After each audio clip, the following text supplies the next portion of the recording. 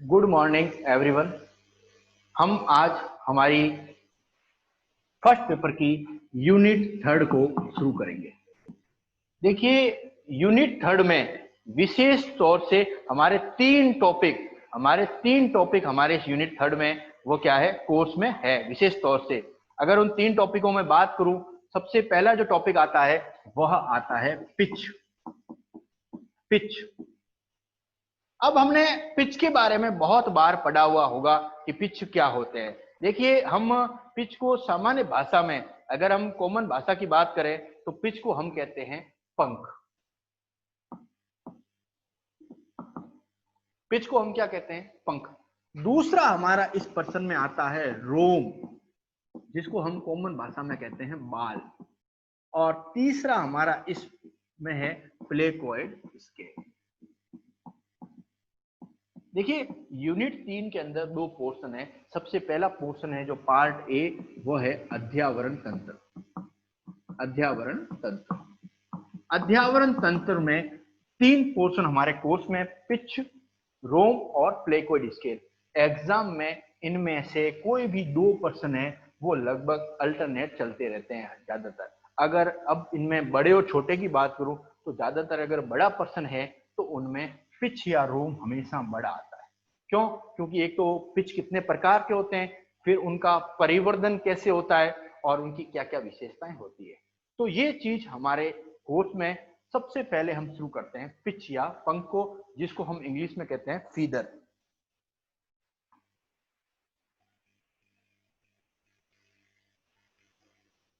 अब हम जानते हैं कि पिच या पंख है वह पक्षियों का अभिलाक्षणिक गुण है। क्यों? क्योंकि यह जो गुण होता है केवल पक्षी वर्ग के सदस्यों में ही पाया जाता है। और अगर दूसरे संघ की बात करूं तो किसी भी दूसरे संघ में यह नहीं पाया जाता है।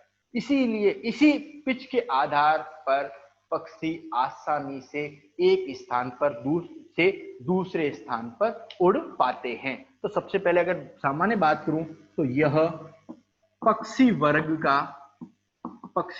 का मुख्य लक्षण होता है तथा यह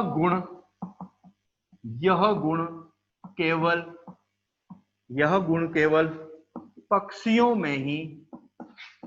में ही पाया जाता है। अब देखिए, अगर मैं पिच की सेकंड विशेषता पॉइंट बात करूं तो पिच रियल में होते क्या है। पिच सामान्यतः हल्की, मजबूत और जल अवरोधी संरचनाएं होती है। अर्थात एक तो ये हल्की है जिससे क्या हो, आसानी से जंतु उड़ सकता है। दूसरा मजबूत है। तीसरी जल अवरोधी संरचना है। इसके साथ में ही यह शरीर के तापमान को नियंत्रित करती है। क्योंकि कबूतर या किसी भी जंतु का जो शरीर होता है, जो विशेष तौर से पक्षी वर्ग है, वह समतापी होता है। अर्थात उनके शरीर का तापमान हमेशा स्थिर रहता है। हमारी बात करें तो हमारे शरीर में सर्दी या गर्मी में हमारे शरीर का तापमान चेंज होता रहता है, लेकिन पक्षी वर्ग के जंतुओं का तापमान लगभग हमेशा समान रहता है। उसका रीजन है यह पिच। अब सिंपल सी बात करें तो पिच जो होते हैं वह हल्के, मजबूत व जल अवरोधी संरचनाएं होती है। जल अवरोधी संरचनाएं होती है। नेक्स्ट, यह शरीर के तापमान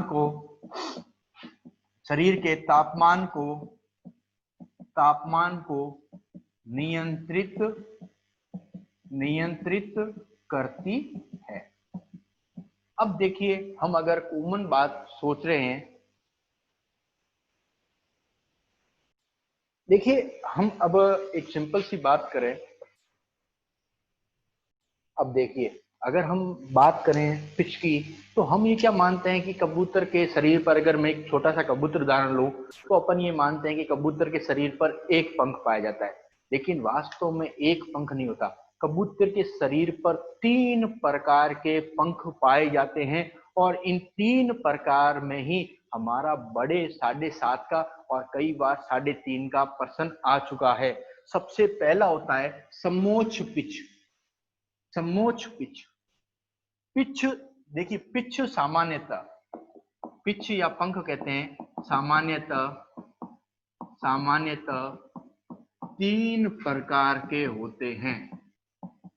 3 प्रकार के होते हैं। सबसे पहला होता है समोच्च पिच। समोच्च, या इसको कई जगह हिंदी में पिच भी कहते हैं।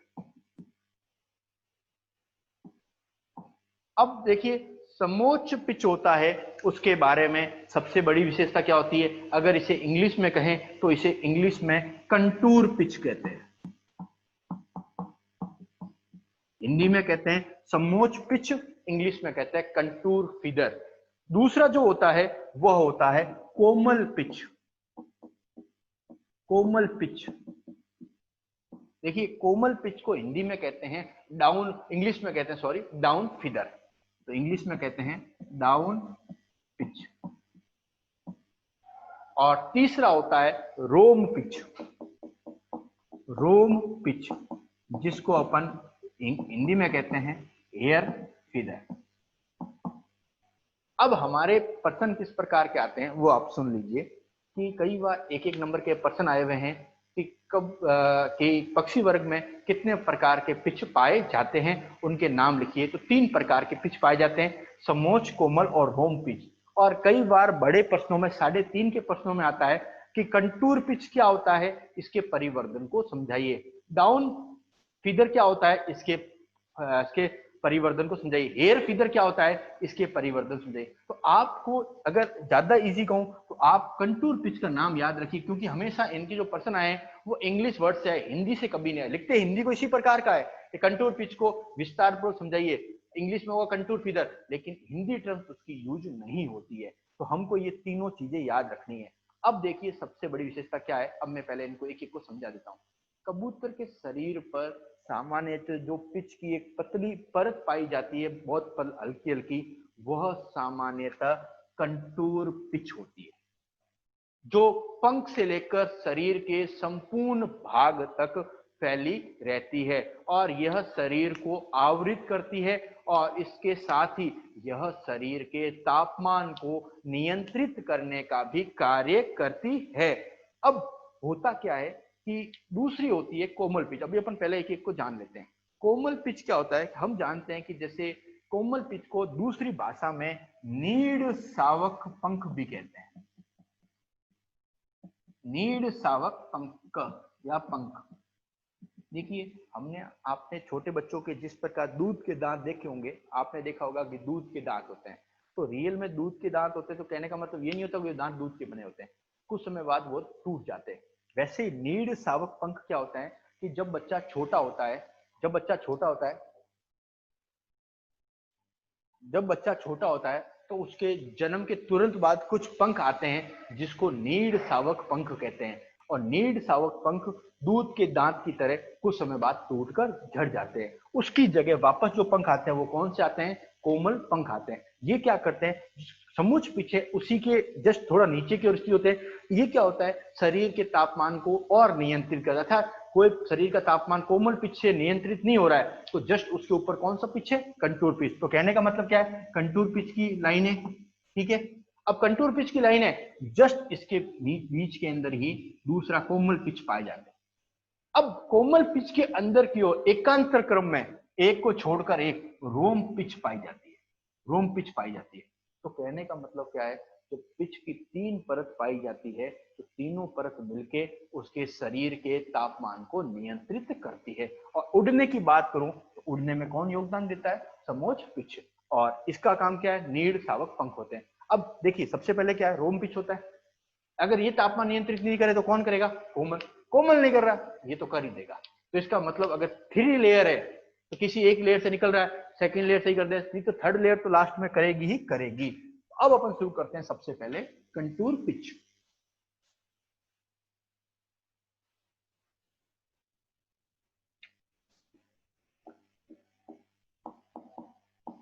अब कंटूर पिच समोच्च पिच एक ही, इसलिए मैं इसका कंटूर पिच ही नाम ले रहा हूं। अब देखिए कंटूर पिच सामान्यतः संपूर्ण शरीर को ढके रहते हैं और देह को एक निश्चित आकृति प्रदान करते हैं। देखिए आपने अगर कबूतर के शरीर से जो ये पंख है इनको हटा दिया तो आप देख सकते हो उनका शरीर कैसा होगा, अर्धनग्न हो जाएगा, अर्थात उनके शरीर की कोई आकृति नहीं होगी। तो ये क्या करे, पिच शरीर को पूरा ढक रहे हैं, उसके साथ ही उसको एक निश्चित आकृति क्या करते हैं, प्रदान करते हैं। तो इसका मुख्य कारण यह सामान्यतः नोट करते रहेगा, यह सामान्यतः शरीर को संपूर्ण शरीर को संपूर्ण शरीर को संपूर्ण शरीर को ढकने के साथ ढकने के साथ ढकने के साथ उसको एक निश्चित आकृति प्रदान करते हैं।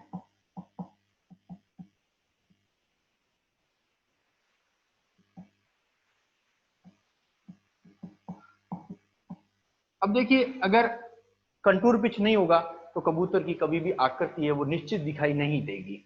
अब कंटूर पिच भी 3 प्रकार के होते हैं। सबसे पहला आता है उडियन पिच। तो नेक्स्ट क्या है, कंटूर पिच 3 प्रकार के होते हैं, पिच 3 प्रकार के होते हैं। ये सारे इंपॉर्टेंट पॉइंट है, नोट करते रहेगा क्योंकि ये बहुत कॉमन पॉइंट है और इनमें अगर आपने एक बार नाम पढ़ लिया तो दूसरी बार पढ़ने की। उड्डयन पिच जिसको हम कॉमन भाषा में फ्लाइट फीदर कहते हैं। और देखिए अब उड्डयन पिच है तो देखिए उड्डयन पिच का मतलब क्या होता है, उड़ने वाले।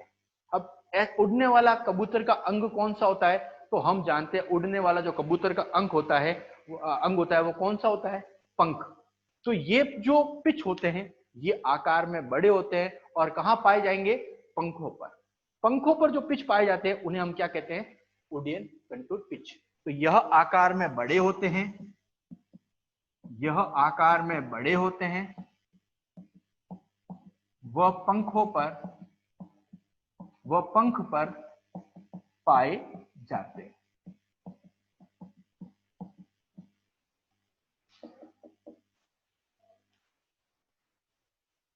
दूसरा जो होता है वह होता है पूंछ पंख, पूंछ पिच। यह आकार में मध्यम होते हैं, यह आकार में मध्यम होते हैं और शरीर के पिछले भाग में पाए जाते हैं, मतलब छोटी सी जो पूंछ होती है उस पर पाए जाते हैं। तथा शरीर के पिछले भाग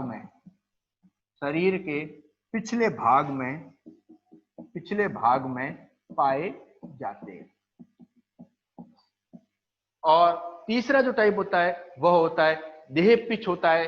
देह पिच क्या होगा, आकार में सबसे छोटे होते हैं और संपूर्ण शरीर को ढके रहते हैं। तो तीसरा टाइप कौन सी होती है, देह पिच। नाम से स्पष्ट देख लीजिए, उड्डयन पिच पंखों पर, पूंछ पिच पूंछ पर, देह पिच शरीर पर।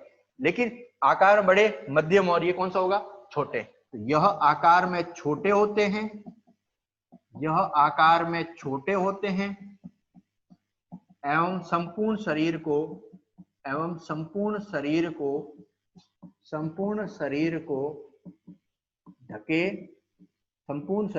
ढके रहते हैं। तो ये संपूर्ण शरीर को ढके रहने का जो कार्य करते हैं वह कौन करते हैं, देह पिच करते हैं। अब हम बनाते हैं कंटूर पिच का नामांकित चित्र। कंटूर पिच दिखता कैसा है ये तो हमें सबसे पहले जानना चाहिए। तो हम कंटूर पिच का अब नामांकित चित्र बना रहे हैं। ये तो समझ आ गया, 3 प्रकार के होते हैं उड्डयन, पूंछ, क्योंकि जहां जहां पाए जा रहे हैं उसके आधार पर इनको वर्गीकृत किया गया है। अब हम बनाते हैं कंटूर पिच का डायग्राम। वैसे आपने इस डायग्राम को देखा हुआ भी होगा, मैं आपको बना देता हूं फिर आपको लगेगा हाँ ये हमने बहुत बार देखा है।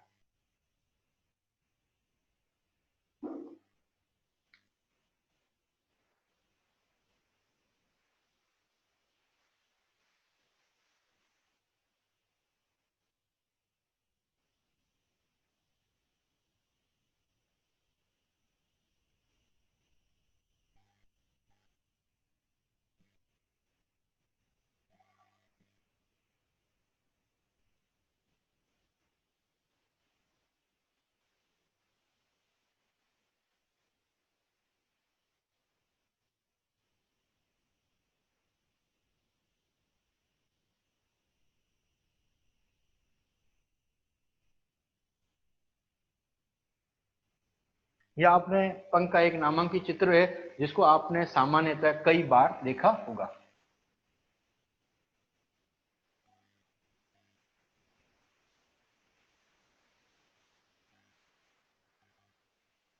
ठीक है, ये हमने एक पंख का नामांकित चित्र बनाया जिसको हमने कई बार देखा होगा। एक दूसरा, एक कुछ जातियों में एक इसी कंटूर पिच का अलग डायग्राम आता है जिसको मैं आपको बता देता हूं।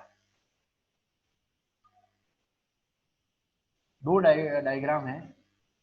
आपने कभी भी कबूतर का या किसी भी चिड़िया का पंख देखा होगा, वो समय हमेशा जो टूटता है वो कौन सा होता है, वह कंटूर पिच होता है। क्योंकि आपने इसी प्रकार की शेप देखी होगी तो आपको पता लग रहा है कि वो कौन सा हिस्सा है जो टूटता है, वो क्या है, कंटूर पिच होता है। अब दूसरा, कुछ प्रजातियों में ये पाया जाता है।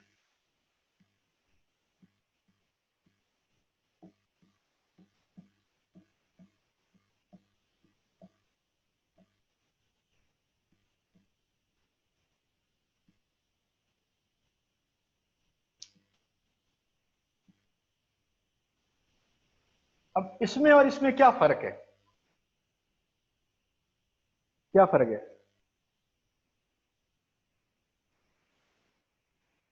क्या फर्क है दोनों में?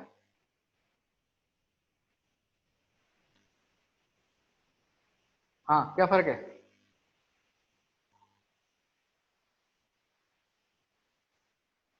देखिए, आप दोनों ही सेम है, एक ही फर्क है। इनमें क्या है, ये जो वेन्स होते हैं, हाल्फ ऑफ वेन्स है, इनमें क्या होता है, इक्वल, समान आकृति, अर्थात दोनों की जो आकृति है वो क्या है, समान है, समान है। जबकि इसमें क्या है, एक हिस्सा छोटा है, एक हिस्सा क्या है, बड़ा है। इसीलिए इस डायग्राम में दो चीज आती है, एक आती है equal halves of vein, equal halve of vein, equal halve of vein, ये इसका एक हिस्सा होता है। दूसरा होता है unequal, unequal halve of vein, unequal और इक्वल। इक्वल मींस दोनों आकृतियां क्या है, समान है, और अनइक्वल में क्या है, दोनों आकृतियां क्या है, असमान है। अब देखिए, एक कंटूर पिच का जो सामान्य स्टार्टिंग पॉइंट होती है वह नीचे की ओर क्या होता है, नीचे की ओर इसका एक पोर्शन पाया जाता है जिसको हम सामान्य भाषा में केंद्रीय अक्ष या वृंत कहते हैं, जिसको हम क्या कहते हैं, केंद्रीय अक्ष या इसको वृंत कहते हैं। और यही वो पोर्शन होता है जो सामान्यतः त्वचा के अंदर, यह वही पोर्शन होता है। अब देखिए, हम बात क्या कर रहे थे कि जो इसका सबसे निचला जो पोर्शन होता है जिसे हम कॉमन भाषा में वृंत कहते हैं, वृंत का अर्थ क्या होता है, गुना। अगर अपन जूलॉजी भाषा में बात करें तो इसकी कहते हैं स्केपस, स्केपस कहते हैं। और इस पर ही क्या होते हैं, आगे चलकर ये पिच फलक लगे हुए होते हैं। अब ये स्केपस है, यह दो भागों से मिलकर बना होता है। तो कहने का मतलब क्या है, स्केपस क्या होता है, ये जो पूरा पोर्शन है, मैं डायग्राम विच्छेद कर रहा हूं, ये पूरा पोर्शन है, ये पूरा पोर्शन कहलाता है स्केपस। यह दो भागों से मिलकर बना होता है। सबसे पहला जो भाग होता है वह होता है कैलेमस, और दूसरा भाग होता है रेकिस, दूसरा भाग होता है रेकिस। अब देखिए, सबसे पहले समझिए है क्या, मैं सिर्फ इसी का नामांकित चित्र बना रहा हूं, आप समझिए, ये त्वचा है। अब हम जानते हैं कि जब त्वचा है तो कुछ हिस्सा इस पंख का इस त्वचा के अंदर भी गड़ा हुआ होगा, अपन समझते हैं ना, बेसिक बात। अब क्या है कि रियल में कैलेमस जो होता है, आपने कभी इसको तोड़ा होगा इस पंख को, तो आपने देखा होगा अंदर से खोखला होता है, अंदर से होता कुछ नहीं है। तो रियल में कैलेमस जो होता है यह इसके पस का प्रारंभिक भाग होता है, अर्थात ये दो भागों से मिलकर बना है। उसका जो निचला भाग होगा, सबसे नीचे का, वो कौन सा होगा, कैलेमस होगा, और ये खोखला होता है, और यही भाग त्वचा के अंदर गड़ा होता है। अगर मैं कैलेमस को समझाना चाहूं वापस तो क्या कहूंगा कि यह खोखला भाग होता है, स्केपस का सबसे पहला भाग होता है, और वह भाग जो त्वचा के अंदर गड़ा होता है वो कौन सा कहलाता है, कैलेमस। इस कैलेमस के ऊपरी जो पोर्शन होता है वह कौन सा होता है, रेकिस। और इस रेकिस के ऊपर ही, इस रेकिस के ऊपर ही यह पिच फलक पाए जाते हैं, इस रेकिस के ऊपर ही यह पिच फलक पाए जाते हैं। और इस खोखले क्विल भाग में एक रियल में मज्जा भरा रहता है जो बाद में सूख कर अवशेष हो जाता है। जब आप तोड़ते हो तो कई बार इसको बिल्कुल चूर्ण नाइफ रहते हैं, वो चूर्ण क्या होते हैं, पिच मज्जा होता है। वो रियल में पहले सही होता है, लेकिन कोई चीज सूख जाती है तो सूख कर वो कैसे रह जाता है, वैसे पिच मजा होता है। और कैलेमस के ऊपर की ओर, कैलेमस के ऊपर की ओर धीरे धीरे धीरे क्या होते हैं, पिच फलक पाए जाते हैं, और इस पिच फलक के द्वारा ही ये पिच आकृति में समान या असमान आकृति के इसमें लगे रहते हैं। तो ये हमने आज सामान्य एक चर्चा पढ़ी। दूसरा अब हम पढ़ते हैं कोमल पिच। अभी हम बेसिक जानकारी ही ले रहे हैं, ध्यान रखना। दूसरा है कोमल पिच। फिर हम कोमल पिच का भी डायग्राम बना देते हैं। सेकंड होते हैं कोमल पिच।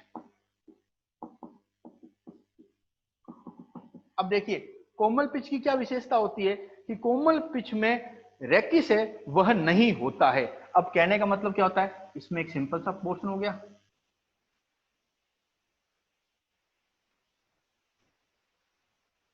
ये पोर्शन, और यह नीड़ सावक पंख भी होते हैं जो जन्म के समय जो नया पक्षी होता है उसमें सबसे पहले आते हैं।